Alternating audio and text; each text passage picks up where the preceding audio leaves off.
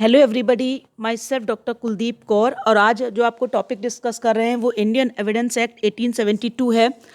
सबसे पहले जो कुछ बातें ऐसी हैं जो इसमें नहीं लिखी हैं स्लाइड्स में, वो भी मैं आपको बता दूंगी कि इनैक्टमेंट डेट एविडेंस की है 15 मार्च 1872।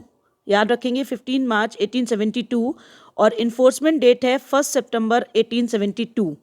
इस एक्ट को किसने ड्राफ्ट किया? 1872 में 19th सेंचुरी के फेमस जूरिस्ट ने, sir James Stephen, SIR sir James, JAMES James, Stephen STEPHEN Stephen.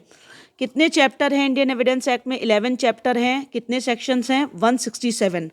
तो आज मैं आपको शुरुआत में इंट्रोडक्शन पार्ट कह रही हूँ कि जो समान तौर पे देखिए, लॉ का मतलब होता है कि जितने भी यूनिवर्स में घटनाएं हैं, इवेंट्स हैं, चीज़ें हैं, कार्य हैं, समुचित क्या हो, एक व्यवस्था अनुसार चलते रहें। लेकिन जो लीगल सेंस में विधि को एक रूल्स के रूप में परिभाषित किया गया है, जिसका अधिनियम राज्य ने किया हो और स्टेट ने ही इसका इन्फोर्समेंट किया हो, तो ये नियम व्यक्ति के साथ, पर्सन के साथ रिलेशन को कंट्रोल करते हैं, साथ ही पर्सन और स्टेट के रिलेशन को कंट्रोल करते हैं। अगर कोई पर्सन इनके नियमों का वायलेशन करता है तो स्टेट उसे क्या देगा? सैंक्शन देगा, दंड देगा। तो विधि क्या है? मौलिक विधि को विभिन्न आधारों पर परिभाषित किया गया है। विधि की एक श्रेणी कौन सी है? आप याद रखेंगे कि एक है सब्सटेंटिव लॉ और एक है प्रोसीजर लॉ। तो ये भी आप ध्यान रखेंगे कि प्रोसीजर लॉ और सब्सटेंटिव लॉ। तो सबसे पहले मैं आपको बता दूं कि जो सब्सटेंटिव लॉ में क्या क्या चीज़ें आएंगी कि पर्सन के राइट्स और ड्यूटीज़ का उल्लेख किया गया है। और आप देखेंगे कि जब under the category of law procedure are which given by which the right and duty of person can be enforce. तो प्रोसीजर लॉ में क्या दिया गया, ये भी मैंने आपको बता दिया कि पर्सन के राइट्स और ड्यूटी का इन्फोर्समेंट किया गया है। तो जो मौलिक विधि होती है वो व्यक्ति के राइट्स और लायबिलिटी को डिसाइड करती है, और जो प्रोसीजर लॉ होता है वो प्रिस्क्राइब करता है कि इन्फोर्समेंट ऑफ राइट और ऑब्लिगेशन को। तो जितने मोस्ट प्रोसीजर लॉ हैं कौन कौन से, आप ध्यान रखेंगे कि इंडियन एविडेंस एक्ट 1872, CPC 1908 और CRPC 1973। तो ये आप सारी चीज़ें ध्यान रखेंगे कि ये सब चीज़ें एविडेंस में इंपॉर्टेंट हैं। आप एक लाइन में अगर आपसे कोई पूछ रहा है कि भाई साक्ष्य का क्या है, तो आप बोल दीजिए कि क्या होता है कि जो लॉ है वो एक नियम है। ये नियम क्या होते हैं? पर्सन के साथ रिलेशन को कंट्रोल करते हैं और पर्सन के स्टेट के साथ रिलेशन को कंट्रोल करते हैं। अगर कोई पर्सन इन रूल्स का वायलेशन कर रहा है तो स्टेट उस पर दंड देगा। तो ये एक लाइन आपको याद रखिएगा कि लॉ को एक रूल्स के रूप में परिभाषित किया गया है। तो ये सारी चीज़ें मैंने आपको समझा दी कि सब्सटेंटिव लॉ और प्रोसीजर लॉ में अंतर भी बता दिया, और आप देख लेंगे कि दोनों मैटर्स हिंदी और इंग्लिश में बिल्कुल सेम हैं। तो जो चीज़ें यहाँ भी आप देख रहे हैं कि मैंने यहाँ पर भी पूरा लिख दिया है कि किस तरह से प्रोसीजर लॉ और सब्सटेंटिव लॉ में अंतर है। मैंने आपको एग्जाम्पल भी बता दिए प्रोसीजर लॉ के कि इंडियन एविडेंस एक्ट 1872, CPC 1908 और कोड ऑफ क्रिमिनल प्रोसीजर 1973। देखिए, हर चीज़ का कोई ना कोई एक्सेप्शन होता है, तो बहुत सारी चीज़ें इसमें भी मैंने नहीं बताई है, वो मैं नेक्स्ट वीडियो में बताऊंगी। अभी आज फर्स्ट इंट्रोडक्शन पार्ट है, तो इंट्रोडक्शन पार्ट में जितनी इंपॉर्टेंट चीज़ें हैं वो मैं आपको डिस्कस कर दे रही हूँ। अब मैं आपको बताने जा रही हूँ कि इसका ऑब्जेक्ट क्या होगा, कि एविडेंस एक्ट का क्या ऑब्जेक्ट होगा जो इसको बनाया गया। तो यहाँ पर मैंने ऑब्जेक्ट भी इसको लिखा हुआ है कि साक्ष्य विधि क्या करती है? एविडेंस लॉ विधि के ऐसे उलझे हुए सवालों के उत्तर ढूंढने में जुडिशियल प्रोसीडिंग में सहायता करता है। प्रत्येक विवादस्थ मामले में न्यायालय का, कोर्ट की ये ड्यूटी होती है कि वो घटना के रियल नेचर के विषय में जाने, और किंतु इसके साथ साथ कोर्ट के लिए यह भी इम्पॉर्टेंट होता है कि वो संबंधित व्यक्ति की मनोदशा को जाने। लेकिन फिर कहा जाता है कि व्यक्ति विशेष का आशय या जो मनोदशा होती है, मेंटल स्टेटस होता है, वो ईश्वर भी नहीं जान सकता है। तो जो घटना की जो प्रकृति है, जो घटना घटित हुई है, उसको जानना न्यायालय की ड्यूटी होती है कि कैसे इवेंट हैपन हुआ।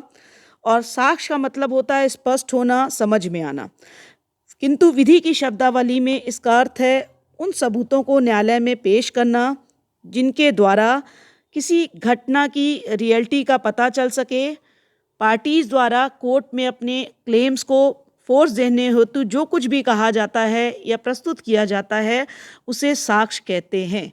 तो ये आप ध्यान रखेंगे कि साक्ष्य किसे कह रहे हैं। एक सिंपल सी लाइन मैंने आपको बता दी कि कोई भी साक्ष्य का मतलब होता है स्पष्ट आना या समझ में आना, और लीगल वर्ड्स में उन सबूतों को न्यायालय में पेश करना जिनके द्वारा जो इवेंट हुआ है उसकी रियलिटी का पता चल सके। पार्टीज द्वारा कोर्ट्स में अपने क्लेम को, दावों को फोर्स देने होते जो कुछ भी कहा जाता है या प्रस्तुत किया जाता है उसे ही एविडेंस कहते हैं, साक्ष्य कहते हैं। तो चलिए एविडेंस का मतलब भी बताएं कि एविडेंस का मतलब क्या होता है। तो आपको बता दूं कि इंडियन एविडेंस 1872 में साक्ष्य का मतलब क्या बताया गया है। तो वो सभी कथन जो उनको न्यायालय अपने समक्ष किसी तथ्य को प्रमाणित करने हेतु मांगता है, इन कथनों को मौखिक साक्ष्य की संज्ञा दी गई है। वो सभी दस्तावेज जिनको न्यायालय अपने निरीक्षण हेतु मांग करता है दस्तावेजी साक्ष्य कहलाते हैं। तो देखिए अधिनियम के अंतर्गत कह सकते हैं कि मौखिक साक्ष्यों की श्रेणी में कौन से कथन साक्ष्य आते हैं कि भाई ओरल एविडेंस में कौन कौन से स्टेटमेंट हैं और डॉक्यूमेंट्री एविडेंस में किन डॉक्यूमेंट्स को रखा गया है।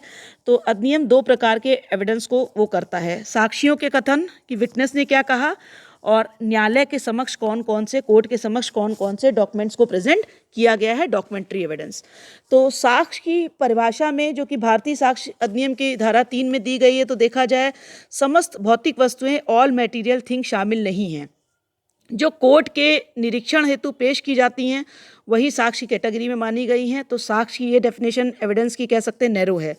लेकिन साक्ष्य में अगर एक लाइन में पूछे कि परिभाषा में क्या आते हैं, तो आप 2 लाइन में उसको जवाब दीजिए कि विटनेस के स्टेटमेंट आते हैं और डॉक्यूमेंट्री एविडेंस भी शामिल हैं। तो ये आप साक्ष्य का मतलब बता देंगे कि साक्ष्य का मतलब क्या होता है। अब मैं आपको कुछ और भी 1-2 लाइनें और बताना चाहती हूँ कि आप साक्ष्य को क्या कहेंगे, क्या मतलब बताएंगे। तो देखिए वे सभी कथन जिनके प्रेजेंटेशन की एक्सेप्टेंस न्यायालय साक्षियों को देता है और जो विचारधारा और जो जांच से, इंक्वायरी से संबंधित होते हैं वो एविडेंस कहलाते हैं। तो अगर एक जूरिस्ट की डेफिनेशन देखा जाए जो यहाँ नहीं लिखी है मैं आपको लेकिन बोलना चाहूँगी, आप लिख सकते हैं। ब्लैकस्टोन के अनुसार एविडेंस का मतलब था किसी बात को प्रदर्शित करना, शो करना, स्पष्ट करना, क्लियर करना, तत्वों की सत्यता को, तत्व माने होता है फैक्ट के ट्रुथ को समझना, और उसके विपरीत, विपरीत का मतलब होता है अपोजिट भी बात को सिद्ध करना। तो ये साक्ष्य का मतलब हो गया।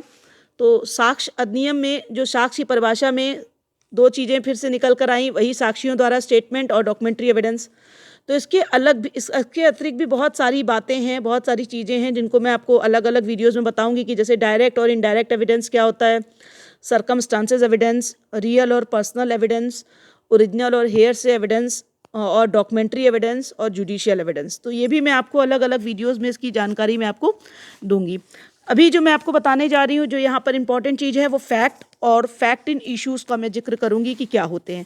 तो देखिए भारतीय साक्ष्य अधिनियम 1872 के अंतर्गत फैक्ट का मतलब जो बताया गया है, कोई वस्तु की कोई दशा अथवा कोई ऐसी वस्तु जिनका इंद्रियों द्वारा अभ्यास किया जा सके।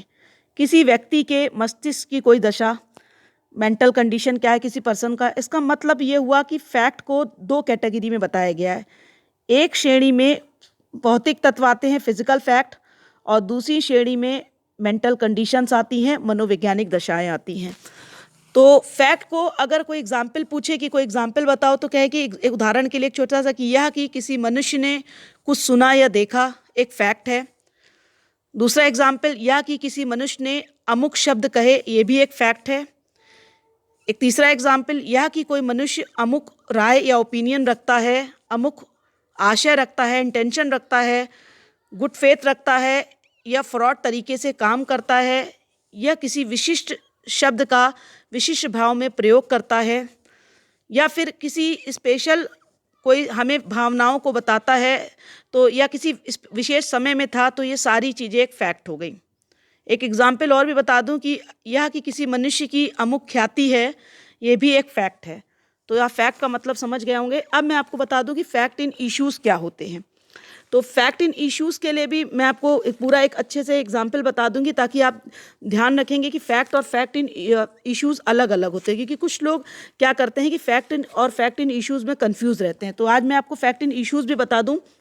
देखिए फैक्ट इन इश्यूज़ का मतलब क्या होता है, पहले आप ध्यान रखेंगे कि जब 2 पक्षों में कोई विवाद हो, आप देख रहे हैं मैंने इंग्लिश हिंदी दोनों में लिखा हुआ है कि जब 2 पक्षों में कोई विवाद होता है तो ये विवाद कुछ तत्वों के विषय में होता है, और दूसरे शब्दों में कह सकते हैं कि एक पक्षकार के अनुसार कुछ तत्व विद्यमान होते हैं जबकि दूसरा पक्षकार क्या करता है, उन फैक्ट की प्रेजेंट को डिनाई करता है। एक पार्टी कहती है कि ये फैक्ट प्रेजेंट हैं और दूसरी पार्टी कहती है कि ये फैक्ट प्रेजेंट नहीं है, उसको डिनाई करते हैं। तो न्यायालय की, कोर्ट की ड्यूटी क्या है कि वो ऐसे फैक्ट को सर्च करे, खोज करे। वो तत्व जो फैक्ट इन इश्यूज होते हैं, जो विवादित होते हैं, फिर से ध्यान रखेंगे, वो तत्व जो विवादास्पद होते हैं, जिन पे झगड़ा हो रहा है, जिनके विषय में जिस फैक्ट को लेकर झगड़ा हो रहा है, उन्हें ही फैक्ट इन इश्यूज कहा जाता है। तो इंपॉर्टेंट लाइनें मैंने आपको बताई कि वो फैक्ट जो क्या कर रहे हैं, जो डिस्प्यूट को क्रिएट कर रहे हैं, वही फैक्ट इन इश्यूज कहलाते हैं। और भी मैं आपको बता दूं कि इसका और क्या मतलब हो सकता है, इसको मैं एक छोटा सा एक एग्जाम्पल भी बता दूं ताकि आप ध्यान रखेंगे। ए पर बी की हत्या का अभियोग है और इस मामले में ट्रायल में कौन से फैक्ट इन इश्यू होंगे, या कि ए ने बी की हत्या की, या कि बी को जान से मार डालने का ए का इंटेंशन था, या कि ए को बी से सडन प्रोवोकेशन मिला, या कि बी अनसाउंड माइंड होने के कारण अपने काम को समझने में असमर्थ था। तो इस प्रकार ये क्या स्पष्ट हो गया कि इस बात का निर्णय कि किस मामले में कौन से तत्व फैक्ट इन इश्यू हैं। तो ये प्रोसीजर लॉ, सब्सटेंटिव लॉ में दोनों में क्या क्या होगा, एक प्लीडिंग के रूप में लिए जाएंगे और दोनों में अलग अलग होंगे। जहाँ तक देखिए दीवानी मामलों का, सिविल मैटर का संबंध है, जो फैक्ट इन इश्यूज होगा उसका निर्धारण कोर्ट खुद करेगी। और जहाँ पर क्रिमिनल मैटर की बात है तो मैं आपको एक लाइन में बोलना चाहूँगी, the charges itself constitutes and include the fact in issues. आप ध्यान रखेंगे, the charges itself include constitutes and include the fact in issues. तो फौजदारी मामलों में स्वयं आरोपों का गठन फैक्ट इन इश्यूज तत्वों तो होता है और ये आरोपों में भी शामिल रहते हैं। तो कुछ लोग फैक्ट इन इश्यूज और इश्यूज ऑफ फैक्ट में अंतर नहीं समझते, तो उसको मैं आपको नेक्स्ट वीडियो में कवर करूंगी कि फैक्ट इन इश्यूज और इश्यूज ऑफ फैक्ट में भी बहुत अंतर होता है। तो आज का वीडियो आपको कैसा लगा, प्लीज़ आप कमेंट ज़रूर करिए और पसंद आए मेरे वीडियोस तो शेयर ज़रूर करिए। Thank you.